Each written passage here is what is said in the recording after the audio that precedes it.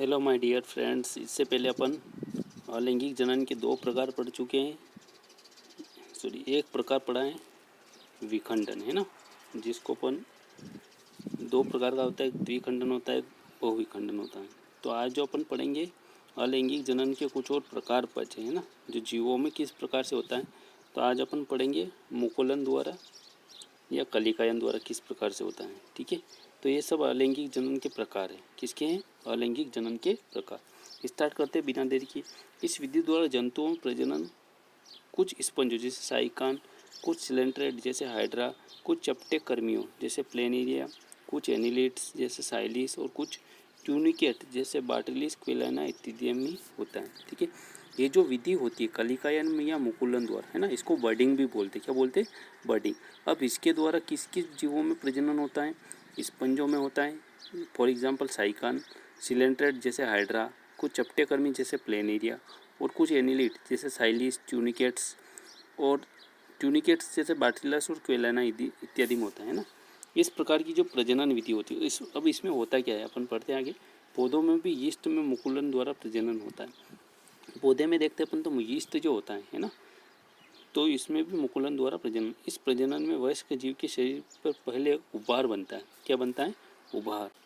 ठीक है, एक शरीर पर पहले एक उभार बनता है जिसे बर्ड या कलिका कहते हैं। ठीक है, इस प्रजनन में क्या होता है, जो वयस्क जीव रहता है उसके शरीर पर एक उभार बनता है जिसे अपन बर्ड या कलिका कहते हैं। यह विकसित होकर एक पूर्ण विकसित जीव बन जाता है। ठीक है, यह कलिका क्या होती है? विकसित होकर एक पूर्ण विकसित जीव। इस विकास के दौरान यह अपना पोषण जनक जीव से प्राप्त करती है, लेकिन पूर्ण विकसित होने पर यह जनक जीव से अलग हो जाती है, होकर नया जीव बना जाता है। ठीक है, यह जब विकास की अवस्था में रहता है ना, तो अपना पोषण जनक जीव से ग्रहण करता है, लेकिन जब पूर्ण विकसित हो जाता है तो यह जनक जीव से सेपरेट होकर एक नया जीव बन जाता है। इस प्रकार का जो प्रजनन होता है उसे मुकुलन द्वारा, कलिकायन द्वारा या बडिंग द्वारा भी बोलते हैं। क्या बोलते हैं? By budding. ठीक है, इसमें आपको डायग्राम द्वारा बता देता हूँ मैं। देखिए यहाँ पर हाइड्रा का डायग्राम है।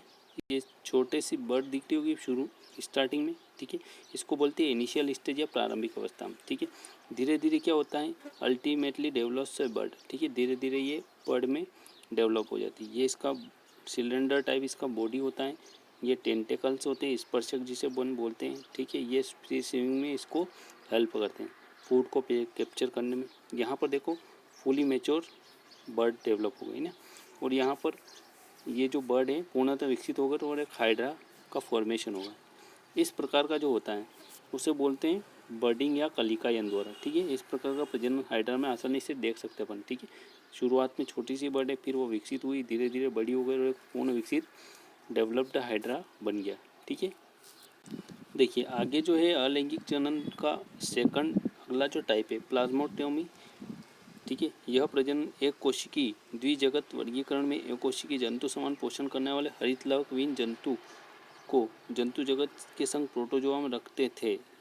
ठीक है, इसमें क्या होता है प्लाज्मोटोमी में कि यह प्रजनन एक कोशिकी जीव, ठीक है, जिनको पहले किस में रखते थे? द्विजगत वर्गीकरण में जंतु समान पोषण करते थे। ठीक है, और हरित लवक विहीन थे, इसलिए इसे एक अलग प्रोटो जंतु जगत की एक संघ प्रोटोजोआ में रखते थे। लेकिन अब इन्हें अलग जगत में रखा जाता है, बहुकोशिकीय जीवों में पाया जाता है ना, जिनका जीव द्रव्य विभाजित होते पहले संख्या प्राप्त कर लेता है, उदाहरण ओपेलाइन और पोलीमिक्सा। ठीक है, अब इसको क्या है कि अलग प्रोटोजोआ में रखते हैं थे। ठीक है, लेकिन आजकल इसको एक अलग जगत में रखा गया है और बहुकोशिकीय जीवों के समान इसमें क्या जीव द्रव्य पहले विभाजित होता है और जीव को संख्या प्राप्त कर ले। इस प्रकार का जो होता है उसको बोलते हैं ओपेलाइना। ठीक है, इसको डायग्राम द्वारा अपन डिस्क्राइब कर लेते हैं या डायग्राम द्वारा समझ लेते हैं, आपको अच्छे से समझ में आ जाए। देखिए यहाँ पर देखते हैं स्पेशल टाइप ऑफ फ्यूजन। ठीक है, ये जो विखंडन होता है ना, उस विखंडन का एक विशेष प्रकार है। ठीक है, multi nucleate protozoan divides into 2 और मोर मल्टी न्यूक्लिएट डॉटर इंडिविजुअल्स। ठीक है, इसमें क्या होता है, एक मल्टी न्यूक्लिएट जो होता है मल्टी न्यूक्लिएट प्रोटोजोन होता है ना, जो डिवाइड होता है 2 और मोर। ठीक है, ये मल्टी न्यूक्लिएट ये जो है ये डिवाइड होता है और इससे मल्टी न्यूक्लिएट डॉटर बनते हैं। ठीक है, इसमें बहुत सारे न्यूक्लियस का फॉर्मेशन हो जाता है। इस प्रकार का जो होता है वो किस में होता है, पॉलीमिक्सा और ओपेलिडेनिडिस, ठीक है। तो इस प्रकार का पॉलीमिक्सा और ओपेलाइना में इस प्रकार का जो है आपको प्लाज्मोटोमी दिखाई देगा, है ना, जिसमें क्या होता है कि जो मल्टीन्यूक्लिएट होता है प्रोटोजोन, है ना, और वो डिवाइड होता है मल्टीन्यूक्लिएट डाटर इंडिविजुअल में, ठीक है। उसको बोलते हैं प्लाज्मोटोमी। क्या बोलते हैं, प्लाज्मोटोमी। नेक्स्ट जो टाइप है आपका जेमिल द्वारा बाइजेमिल, इस प्रकार के अलैंगिक जनन में विशेष प्रकार की गोलाकार कोशिकाओं के समूह द्वारा होता है। इसमें क्या होता है, एक विशेष प्रकार की गोलाकार कोशिका होती है, उनके समूह द्वारा, जिसे जेम्यूल या स्टेटोब्लास्ट कहते हैं, ठीक है, स्टेटोब्लास्ट कहते हैं। जब किन्हीं कारणों से जनक जीव की मृत्यु हो जाए तब यह रचनाएं अनुकूल परिस्थितियों के आने पर विकसित होकर नया जंतु बना देती, ठीक है। क्या होता है कि किसी कारण से जो जनक जीव होता है उसकी मृत्यु हो जाती है ना, तो ये रचनाएं क्या होती है, अनुकूल परिस्थिति आने पर नया जंतु बना देती है। जेमिल के चारों तरफ एक कंटीला, स्टेटोब्लास्ट के चारों तरफ एक चिकना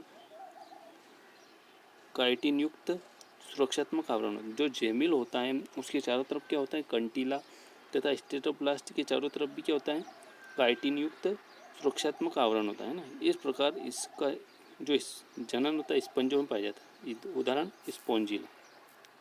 देखिए यहाँ पर अपन जेमिल को देख सकते हैं, ये स्पिक्यूल्स दिखाई दे रहे हैं, मोनोएक्सॉन स्पिक्यूल। ये माइक्रोपाइल एक छिद्र होता है जिसके द्वारा ये पोषण ग्रहण कर, ये आउटर मेम्ब्रेन आर्क्योसाइट्स सेल्स होती है ना। एक जेमिल जो होता है ये आउटर कवरिंग जो होती है जो म्यूसिलेज की बनी होती है ना, और इसके चारों तरफ क्या होती है, स्पिक्यूल्स होते हैं। जब भी अनुकूल परिस्थिति आती है तो ये नए जीव का फॉर्मेशन करती है। इस प्रकार का जो प्रजनन होता है उसे बोलते हैं जेम्यूल द्वारा। किसके द्वारा, जेम्यूल के द्वारा। नेक्स्ट जो प्रकार है आपका अलैंगिक जनन का, खंडीपन या पुनरुत्पन्न, ठीक है, उसको बोलते हैं फ्रेगमेंटेशन या डीजनरेशन, है ना। यह प्रजनन जिसमें जंतु का शरीर किन्हीं कारणों से कई टुकड़ों में टूट जाता है या काटा जाता है ना। इसमें क्या होता है कि जंतु का जो शरीर रहता है किसी कारणवश कई टुकड़ों में टूट जाता है, काट देते हैं, तो प्रत्येक टुकड़ा विकसित होकर नया जंतु बना देता है। यह प्रजनन प्रोटोजोआ और कुछ स्पंजों जैसे सिलेंट्रेट्स जैसा हाइड्रा, प्लेटीहेलमिन्थस प्लेनियर, कुछ इकाइनोडर्म जंतुओं में भी पाया जाता है, ठीक है। इसमें क्या होता है कि खंडीभवन या पुनरुत्भवन में जो जीव किन कारणवश से टुकड़ों में कट जाता है या टूट जाता है ना, या काट देते अपन, तो वो प्रत्येक टुकड़ा जो रहता है नए जीव को विकसित करता है। इसको बोलते हैं पुनरुत्भवन या खंडीभवन, ठीक है, फ्रेगमेंटेशन या रीजनरेशन। इस प्रकार का जो प्रजनन होता है किसमें पाया जाता है, प्रोटोजोआ में, स्पंज, सिलेंट्रेट्स, हाइड्रा, प्लेटीहेलमिन्थस जैसे प्लेनिया आदि जंतुओं में पाया जाता है, ठीक है। नेक्स्ट जो टाइप है आपका इस बीजाणु द्वारा स्पर्म। बीजाणु अति सूक्ष्म अकोशिकीय पतली भित्ति वाली रचना होती है, ठीक है। बीजाणु क्या होता है, एक अति सूक्ष्म होता है और एक पतली भित्ति वाली रचना होती है जो कि अंकुरित होकर नए पौधे को जन्म देती है, ठीक है। इसमें अपन देख सकते हैं कि यहाँ पर छोटे छोटे बीजाणु रहते हैं ना, जैसे फंजाई में देखते हैं, किसमें, फंजाई में। एक हाइपी होता है, ठीक है, जिसे तंतु बोलते हैं। तो हाइपी में यहाँ पर छोटे छोटे बीजाणु बनते हैं जिनको बोलते हैं स्पोर। क्या बोलते हैं, स्पोर, ठीक है, जो कि अंकुरित होकर नए पौधे को जन्म देते। बीजाणु का निर्माण केवल कवकों, शैवाल और प्रोटिस्ट और मोनेरा समूह के सदस्यों में होता है, ठीक है। किस किस में होता है, कवकों में होता है, शैवाल, प्रोटिस्ट और मोनेरा समूह के जो सदस्य होते हैं उसमें, ठीक है। वे बीजाणु जिनमें फ्लैजिला पाए जाते हैं ना, जैसे कुछ बीजाणु में क्या होता है, फ्लैजिला प्रेजेंट होता है, तो उसको बोलते हैं ज़ूस्पोर्स बोलते हैं। क्या बोलते हैं, ज़ूस्पोर्स या सचल जीवाणु, ठीक है। अब जिनमें जैसे एक इसमें होता है जलीय पादप, जैसे क्लेमाइडोमोनास में होता है, क्या होता है, फ्लैजिला प्रेजेंट होता है, यूलोथ्रिक्स आदि बीजाणु में। उसके बाद कक्षा भी का रहित को बोलते हैं नॉन मोटाइल, इनको बोलते हैं मोटाइल। क्या बोलते हैं, मोटाइल। मोटाइल मतलब जो चल सकते हैं ना, नॉन मोटाइल जो एक ही जगह स्थिर है। देखिए यहाँ पर देखते हैं कक्षा भी की रहित बीजाणुओं को अचल बीजाणु या नॉन मोटाइल ज़ूस्पोर्स कहते हैं। उदाहरण एकाइनिट, एप्लानोस्पोर्स, कोनिडिया, ठीक है, हेप्नोस्पोर्स आदि।